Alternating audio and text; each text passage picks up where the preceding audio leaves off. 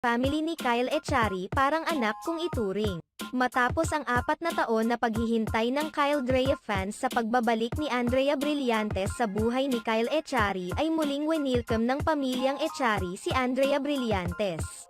Gamit ang Instagram account ng ina ni Kyle Echari ay ibinahagi nito ang sweet moments ng kanyang anak kasama ang nasabing actress. Ayon pa sa caption ng ina ni Kyle Echari, "Good food and good company with my boys all grown up with their own lives and schedules to attend to. Thank you Blythe for accepting my invitation. Proud of your growth and wishing you all the best and all your endeavors." Agad naman ni-like ni Andrea Brillantes ang warm welcome post na ito sa kanya ng pamilya ni Kyle Echari. "Salamat sa inyong panunood sa aming video. Maaaring mag-subscribe sa aming channel o i-follow ang aming Facebook page para updated kayo sa mga latest news. Ilagay ang iyong komento sa ibaba.